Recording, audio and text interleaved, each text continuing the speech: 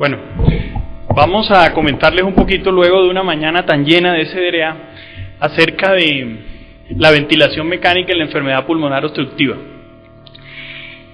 Lo ideal es que la interacción paciente-ventilador fuera perfecta.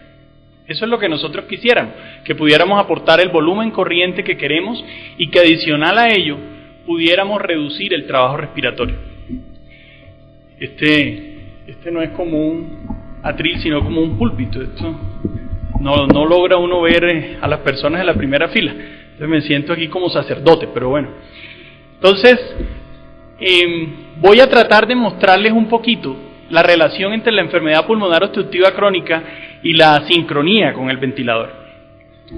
Esta diapositiva que ustedes ven al fondo es una diapositiva que uno utiliza mucho en neumología y que no es usual que se las presente en el ambiente del cuidado intensivo. Pero se las muestro porque en ocasiones nosotros recibimos los pacientes con EPOC y no tenemos claro en qué momento de su proceso se encuentra. Resulta que esto es el círculo vicioso del EPOC. Y las decisiones que uno toma van a venir marcadas por el sitio en el cual se encuentra. Si yo tengo un paciente en esta zona, en ocasiones la mejor decisión es la que comentaba previamente el doctor Joseph, en el cual nos decía, hacemos una traqueostomía rápida en algunos pacientes. Y eso no lo decide uno siempre en la enfermedad pulmonar obstructiva crónica, y en algunos momentos debería, porque cuando yo ventilo al paciente que cayó en el centro del círculo y que está en un estado de deterioro importante, mis decisiones son totalmente diferentes a las que tomo en los pacientes que tienen un volumen expiratorio forzado mejor. Entonces, para eso, las personas que trabajamos en cuidado intensivo deberíamos entender si la fase en la cual nos encontramos del EPOC es moderado, grave o muy grave, y qué porcentaje de volumen expiratorio forzado tiene el paciente con EPOC que nosotros estamos manejando. Aquí vemos que la mayoría nos llegan en este momento, o sea que los intensivistas nos sometemos y las terapeutas del cuidado crítico a manejar pacientes supremamente complejos, pero deberíamos llenarnos de unos conocimientos adicionales. Esto es una curva flujo-volumen. Las curvas flujo-volumen de los ventiladores vienen invertidas para que no haya confusión. Esta es una curva flujo-volumen usual. Resulta que este es el margen máximo de expiración que puede lograr un paciente. O sea, los pacientes aquí no pueden expirar más. Cuando uno tiene un paciente normal al cual le mira el volumen corriente, tiene esta situación. Esta es la parte máxima, lo que él puede expirar, pero lo normal es que un paciente respire aquí. Y en ocasiones lo que nosotros vemos en nuestro ventilador es eso. Pero cuando el paciente tiene neumonía, está séptico, está infectado, su situación clínica es complicada, este es el círculo de su volumen corriente. ¿Y qué notan ustedes en esta diapositiva? Que el volumen corriente normal al que respira el paciente se acerca al volumen máximo al cual puede expirar. Es decir, está pegado a la limitación del flujo, y eso no lo aguanta ningún paciente, y eso lleva a fatiga respiratoria. Pero lo que les mostré antes se corresponde con la parte expiratoria, o sea, esa es la limitación que yo tengo para expirar. Pero resulta que en pacientes normales, y bueno, acá les muestro de inmediato, en pacientes con EPOC, nosotros tenemos también un problema en esta parte de la curva, y tenemos una limitación para la inspiración. Eso es clave, porque resulta que yo cuando ventilo un EPOC, como lo popular es decir que el EPOC es una enfermedad expiratoria de limitación del flujo expiratorio, en ocasiones no pienso en la inspiración. Y también tiene que pensar en la inspiración porque allí va a encontrar la respuesta a la disnea. Y aquí pueden ver cómo se presenta una gran diferencia con los pacientes normales y resulta que los pacientes tienen una limitación a la reserva del flujo inspiratorio. Pero como las curvas presión-volumen están de moda, entonces esto es un paciente normal y solo para que lo tengan ahí de referente, este es un paciente con un enfisema pulmonar. Es una muestra sin datos y sin valores de cómo son de diferentes uno y otro paciente. Pero ¿a qué le debemos apuntar nosotros en ventilación mecánica? A ventilarlos en esta zona. Pero resulta que no puedo, porque el paciente que me consulta o que tengo en cuidado crítico tiene una grave situación de hiperinflación y a mí me toca ventilarlo acá. Entonces, lo que yo le tengo que apuntar, ya lo pueden ir viendo, a reducir hiperinflación. Aquí pueden ver otro concepto. Estoy en una fase de fisiología en las cuales les estoy mostrando algunos conceptos para después poder manejar los pacientes. Y lo que tienen acá es que cuando un paciente normal expira, hay una tracción radial de las fibras elásticas del pulmón que hace que el pulmón no se cierre. Pero cuando yo tengo enfisema y tengo destrucción de las fibras elásticas, cuando hay un colapso, cuando expiro, presento un colapso expiratorio. Entonces, el concepto ustedes lo manejan o con frecuencia lo escuchan de una manera diferente, y es la parte pulmonar en expiración se traslada el punto de presiones iguales a la periferia y la periferia no tiene cartílago y por eso el alveolo o los bronquiolos se colapsan. Esta es una manifestación de eso y aumenta la resistencia. ¿Cuál es la otra situación del EPOC? Lo tengo inflado, ¿no? Y tiene enfisema. Resulta que hay 3 valores que me determinan desde un punto de vista mecánico las dificultades de ventilar un paciente con EPOC. Y lo primero es este punto Z, en el cual es corto en situaciones normales y es amplio en un paciente que tiene poco. Y al ser amplio, no tiene superficies de aposición y por tanto le cuesta trabajo entrar y sacar el aire. Y lo mismo sucede con este punto R, que es menor que en enfisema, es menor que el R de la normalidad. Y nuevamente pasa lo mismo, esa es la falta de fuelle para poder respirar. Y el punto de aposición en el diafragma, entre el diafragma y el pulmón, también tiene un ángulo aplanado. Esas 3 situaciones llevan a que el pobre diafragma le toque ventilar en las peores condiciones posibles. Ahora, la cosa no se queda acá en el diafragma. Miren que por la estructura del paciente hiperinflado, nos encontramos que el ángulo que existe entre el esternón y las costillas también está en una posición de desventaja, al igual que el ángulo que asumen los músculos. Y de allí sale la expresión de que fenómeno de asa de Walde no se produce en pacientes con EPOC. Esa es la explicación o la muestra de lo que sucede en ese caso. ¿Y en qué se traduce? En lo que ven acá abajo. Índice tensión-tiempo mayor. Y el índice tensión-tiempo es trabajo respiratorio. Y resulta que este trabajo respiratorio se mide fácil. Bueno, si tenemos presión pleural. Y es presión diafragmática sobre presión diafragmática máxima. Y con lo que les dije anteriormente, ¿cómo creen que es la presión diafragmática máxima de un paciente hiperinflado? Pequeña.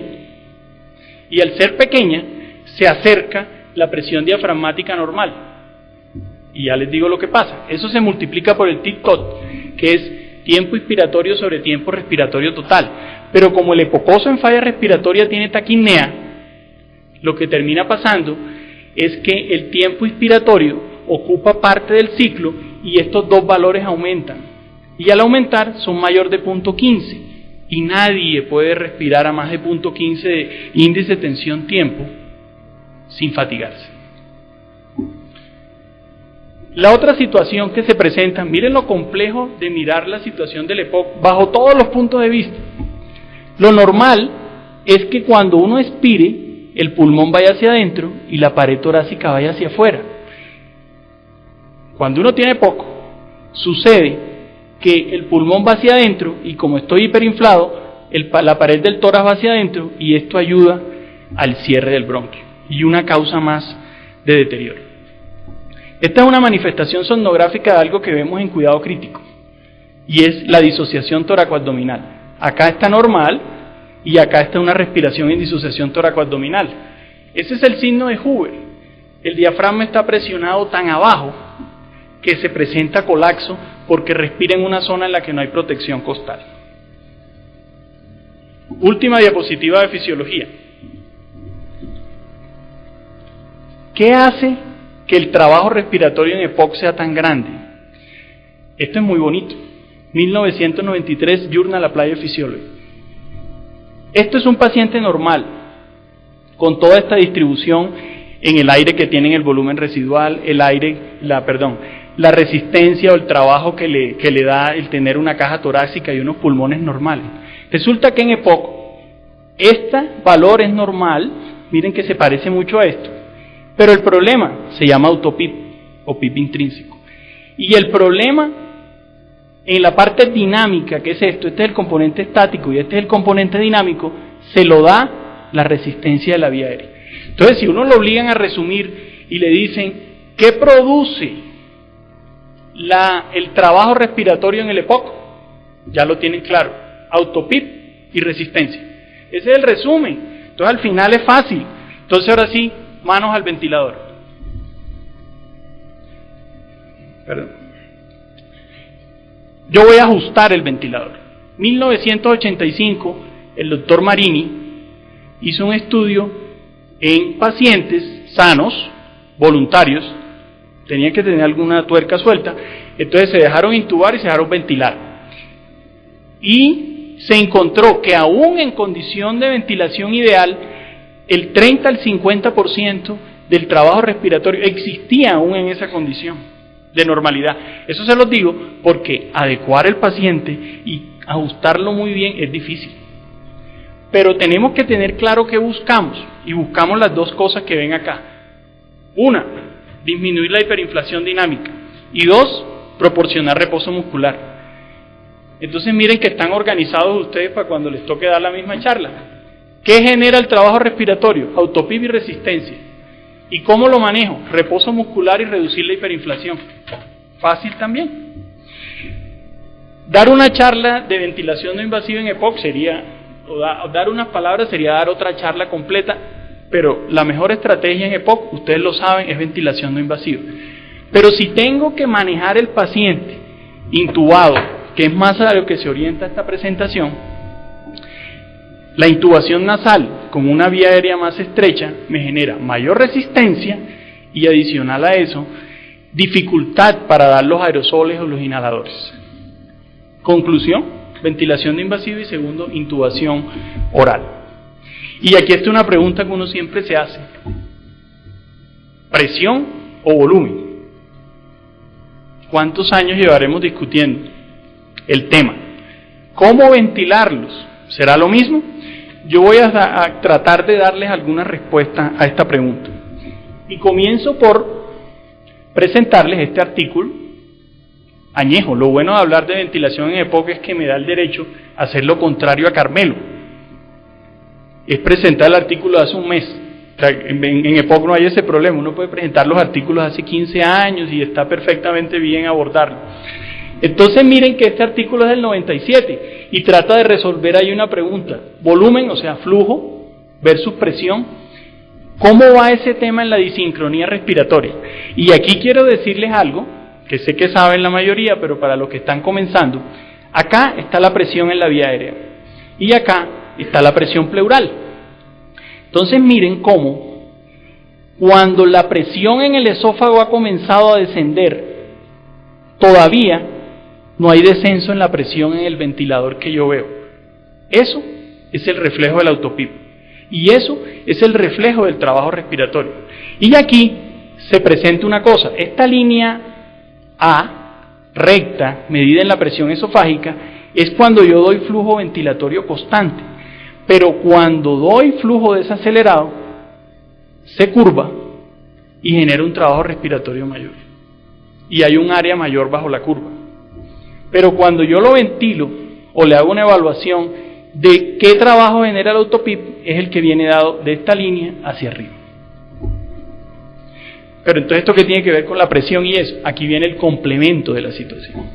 Miren que acá se ventila a un paciente por flujo a 30 litros por minuto. Y esta es la presión esofágica, y miren cómo desciende abruptamente. Cuando le pongo 75 litros por minuto, desciende menos, y cuando la ventilo, el mismo paciente por presión límite de 22, miren cómo la presión esofágica es más suave. Este estudio muestra que la ventilación por presión, cuando uno habla de trabajo respiratorio, genera un buen resultado. Ustedes pueden ventilar los pacientes por presión, pero ¿por qué termina uno ventilando los pacientes por volumen? Léanse el artículo del Blue Journal de Tobin, una perspectiva clínica, donde él y la doctora Yurán, que trabaja con él, dicen, pues ventilamos por volumen porque estamos acostumbrados a ventilar por volumen. Y yo creo que eso es lo que nos pasa a todos. Terminamos ventilando la mayoría de los pacientes por volumen porque sí, pero si alguien se va en la línea contraria y lo hace por presión, está perfectamente bien. ¿Cómo hago yo para ventilar en asistido controlado por volumen y disminuir el trabajo respiratorio? ¿O por qué se me aumenta el trabajo respiratorio? Por pico flujo insuficiente y por sensibilidad inadecuada. Y voy a mostrarles eso. Yo pensé que ya nadie daba charlas donde nombraba que ventilaba con SIMB, pero esta mañana lo escuché. Y recientemente Guillermo y otros presentaron una experiencia de SIMB. Entonces todavía hay gente que ventila con SIMB. Y resulta que desde el año 88, en este momento, con varios estudios diferentes, se mostró que si usted compara la respiración espontánea con una respiración 1 a 1 por SIMB, excepto los que tienen Servo 900, el trabajo respiratorio es mayor. Y aquí lo pueden ver a mis espaldas. Una a una de las respiraciones, independiente de la presión, que el porcentaje de soporte que recibiera con SIMB, hay más trabajo respiratorio en las respiraciones asistidas que en las respiraciones espontáneas. Pero bueno, ¿qué tiene bueno el SIMB? La presión soporte. Entonces, bueno, ya nos olvidamos del SIMB, a ver si algún día dejamos de ventilar con eso. Y nos centramos en la presión soporte, que es la que de verdad reduce el trabajo respiratorio. Entonces, cuando yo reduzco el trabajo respiratorio, quisiera como comprobarlo, y aquí se los muestran claramente. Entre mayor presión soporte tengo, menos presión transpulmonar y trabajo tengo. Pero esta gente hizo una cosa bien interesante.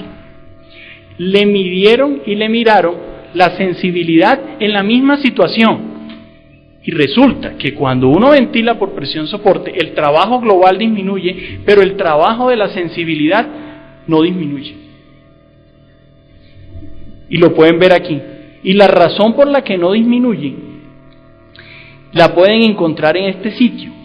Esto es el tiempo de la sensibilidad, el trigger en que se dispara.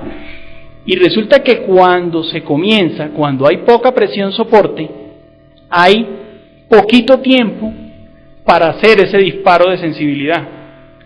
Y como hay poquito tiempo, se necesita un cambio abrupto de presión y eso genera más trabajo. Y ahí está la explicación. Pero queda otra pregunta que uno se hace con frecuencia, en EPOC y en todo. ¿Será que si yo ventilo con asistido controlado, porque sé que en algunas mentes allá en el diencéfalo queda el concepto de que si yo digo asistido controlado, lo que puedo estar generando es atrofia muscular y por eso no ventilo en asistido controlado? Entonces aquí les hicieron el estudio donde les miran si la fuerza generada por unidad de área, comparando asistido controlado con una ventilación controlada total, es diferente, y la diferencia es toda. El componente asistido de la ventilación asistida controlada es suficiente para disminuir o para quitar la atrofia muscular. Solo ese estímulo de la toma del aire para disparar el respirador quita la atrofia. Y aquí le hicieron el abordaje haciendo una medición de los factores de atrofia musculares. Se encontraron que en asistido controlado, pues hay obviamente mucha menos atrofia que en los modos controlados.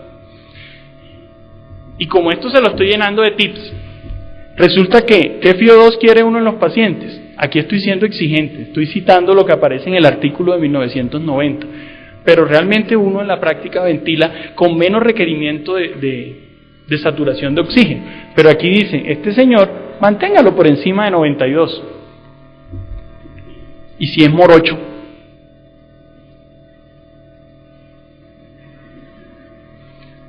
el morocho hay que darle una saturación de oxígeno, Edwin, mayor.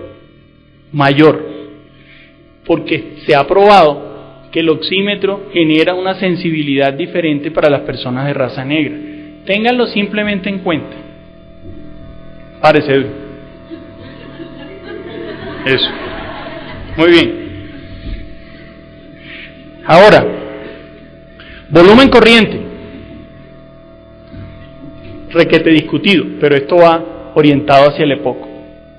10 a 15 sobre distensión injuria, 5 a 7. El doctor Cruz me decía, se ha metido, bueno, no utilizo esa palabra precisa, pero se ha metido el bicho de creer que todos hay que ventilarlos con bajo volumen, y él tiene razón. Estos son conceptos globales, pero la individualidad del paciente puede marcar una orientación diferente en volumen corriente. No todo es evidencia. ¿Qué frecuencia respiratoria pongo yo? Simplemente recordar que la frecuencia respiratoria es la suma de la frecuencia del ventilador más la frecuencia espontánea. Y este menos 4 es, simplemente sepa la frecuencia respiratoria total y el ventilador en el modo en que lo ajuste, si no es totalmente espontáneo, póngale 4 menos. A veces se embolatan con eso. Y a veces uno escucha cosas tan raras como, voy a destetar al paciente, lo tengo en asistido controlado, le voy a bajar la frecuencia respiratoria a 6. Lo escucho en las entregas de turno de mi unidad y le bajan a 6 y yo no sé qué método de destete es ese, pero bueno, creatividad colombiana. Ahora le voy a presentar una diapositiva que me excuso. Cuando cambié de PowerPoint a este modo aparecieron esos colores, bueno, no se ven tan mal acá se ven terribles, pero es el flujo inspiratorio. Entonces, ¿cómo le ajusta uno el flujo al paciente? Alto. ¿Qué hace el flujo alto? Disminuye el trabajo y disminuye la hiperinflación. Pero eso responde ¿a qué? A lo que ven acá. El drive elevado y la búsqueda de disminuir tiempo expiratorio y aumentar el tiempo expiratorio. Pero si ya me toca hacer en la práctica, ¿qué hago? Pues comience por 60, pero con la expectativa de subirlo. Y rise time, pendiente de presurización. ¿Será que yo tengo una mezcla entre alto flujo y rise time? Uno es para espontáneo, otro es para controlado. ¿Cómo manejo esa diferencia? ¿Será que yo puedo poner un rise time lento y un flujo acelerado del tiempo? Aquí tomaron 11 pacientes con EPOC y la respuesta es: métale rápido el aire, colóquelo con 100 milisegundos, que eso baja el trabajo respiratorio. Y yo creo que todos pensaban que íbamos a hablar del PIB intrínseco más y hasta ahora aparece el PIB intrínseco, ¿no? Entonces miren que el EPOC no es todo PIB intrínseco. Vamos a tratar de mostrarlo claramente. Si yo tengo autoPIB de 10 y la presión que estoy dando de PIB por fuera es 0, para yo lograr meter aire y lograr una diferencia en la vía aérea entre la presión alveolar y la presión atmosférica al menos de -1 para que haya diferencia de conducción, tengo que hacer un esfuerzo respiratorio de mis músculos de -11. Pero si yo a este autoPIB de 10 le pusiera 10, que no es lo que uno hace y ahorita hablamos de eso, tendría que hacer una inspiración de 1. Necesito menos trabajo. Hay tantas formas de expresar esto, diferentes, cada uno lo entiende a su manera. Esta es una. Lo otro es como lo expresa mi compañera de cuidado intensivo, Ángela Hernández, que dice: el PIB es un stent de la vía aérea contra el autoPIB. Otra forma. Y la otra, ahorita la discutimos un poco más, debí poner un orden diferente en las diapositivas, ya voy para allá, abro paréntesis. Resulta que quiero destacar lo que hablé al principio fisiológico, y es que los pacientes se ahogan con EPOC no solo por un problema expiratorio, se ahogan porque su capacidad inspiratoria es menor, porque está ocupada por un volumen atrapado. Entonces la disnea que sienten nuestros pacientes, incluso en la vida normal cuando se agachan a amarrarse un cordón, se las da la reducción de la capacidad inspiratoria. Y ahora cierro paréntesis y sigo con lo anterior. Esto es la explicación en la teoría de la cascada de por qué el PIB externo es necesario cuando uno tiene autoPIB. Cuando uno está comenzando en ventilación, se le ocurre que si yo tengo un PIB intrínseco atrapado dentro del pulmón y le meto un PIB de afuera, entonces un PIB más otro PIB son 2 y lo empeoro. No, por la teoría de la cascada. Otra forma de decirlo es porque los vectores van en vía contraria. Para acá va el del autopip, para acá va el del pip. Se encuentran, entonces hay que restarlos. Cuarta forma de expresar lo mismo. Pero en la cascada lo que sucede es que esto que ven aquí, ¿cuál es nuestra cascada más grande? ¿El salto del Tequendama? No sé. Pero entonces, esto es la presión de 10 del autopip y aquí viene el pip externo. Si yo tuviese este pip externo de 0, no está afectando a este pip interno. Si yo pusiera un pip externo de la misma altura, se generaría homogeneidad. Si yo lo pusiera en 8, aquí por ejemplo, este pip interno tuviera más facilidad de caer que si fuera este de 0. Pero si yo me paso y coloco 12 de pip por encima del autopip, ahí sí comienza a sumar y genero mayor hiperinflación y mayor lesión. Pero acá le estoy hablando un poco de la sincronía de la sensibilidad y en eso hay que trabajar. Resulta que si yo cuadro mal el ventilador, genero asincronía al momento de aportar el volumen. Y tengo que adecuarlo por la magnitud del cambio requerido, que lo puedo trabajar por eso, o el retraso entre el inicio del esfuerzo y la respuesta ventilatoria. Entonces, cuando ustedes tengan un paciente en presión soporte, miren esto. Aquí hay un fenómeno de trigger, de sensibilidad, hay un fenómeno de presurización, de presión máxima, y hay un fenómeno de ciclado. Y sobre todo eso hay que trabajar. Pero entonces, ¿qué presión debo poner yo como presión soporte? ¿Una pequeñita o una grandota? Ni pequeñita ni grandota. La presión soporte insuficiente genera taquipnea, disconfort e hipercapnia. Y la excesiva aumenta la hiperinflación y el autopip. Entonces, como todo en la vida, línea media. Eso es lo que hay que hacer. Pero vamos a hablar ahora de la otra sensibilidad, y es la sensibilidad expiratoria. Ya hablamos de la inspiratoria, ahora viene el otro lado. Cuando yo tengo EPOC, y aquí está muy bien expresado, las máquinas generalmente dicen, cuando esté en el 25% del picoflujo hacia el descenso, ahí abra la válvula expiratoria para que el paciente expire. Eso es lo que hace el ventilador. Pero pasa que si yo tengo EPOC y tengo más resistencia en la vía aérea, ese 25% cada vez lo voy encontrando más hacia la derecha y eso genera una sincronía terrible. Y todos estos problemas que ustedes ven acá. ¿Cómo se soluciona eso? Cambiando la sensibilidad expiratoria. Entonces, si yo la tenía en 0.25, que en condiciones normales es aquí, y aquí expiro, lo que tengo que hacer es poner una sensibilidad expiratoria de 0.60 para que me suba y al subir lograr expirar en el momento adecuado. Entonces ajuste la sensibilidad expiratoria, no la deja al azar, el ventilador solo no se lo cuadra. Y aquí hay una diferencia. Por ejemplo, el servo la cuadra el 25%, el 7200 la cuadra cuando va a 5 litros. Pero en EPOC la resistencia de la vía aérea hace que eso no siempre funcione de un modo adecuado, por el fenómeno de las constantes de tiempo. Entonces, tiene que echarle cabeza. Como veo tantas terapeutas, muchas conocidas, viene cuántas inhalaciones se dan. Aquí está Erika Montañez, que fue mi profesora. Ella ya llevaba varios años de experiencia cuando yo llegué a Santa Clara, y entonces me decía, coloca el inhalador aquí, eche una y bombee con el ambú. Y esa era la forma más o menos en la que se hacía. Pero desde ese momento entonces uno discutía, bueno, ¿y cuántos disparos les hago? Y entonces nuestros residentes le dicen a uno, esos son un montón, échele 10 disparos en el puerto inspiratorio, que eso, el tubo se come todo eso. Pues eso está hablado, 4 puff de un inhalador de dosis medida cada 4 horas es una buena dosis. No es cuestión de ¿sí? Bueno para Glaxo, para los que hagan eso, pero en general no. Hay que tener en cuenta el filtro de humidificación, la humidificación en general que tiene, el tamaño del tubo, para todos los fenómenos de la cantidad de inhalador que yo estoy colocando. ¿Qué es ideal en EPOC? que no tenga que hacer esto?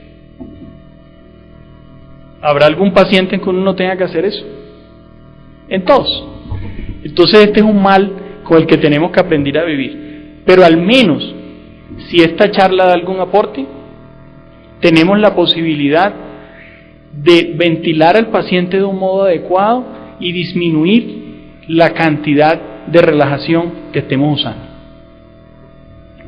En 2 minutos acabo. La hipercapnia. Entonces, yo era de esta época. Entonces defendía la situación y decía, la hipercapnia no es una decisión terapéutica, es una situación a la que uno llega por obligación. Y uno llega por obligación para evitar esto, proteger el pulmón y evitar presiones excesivas.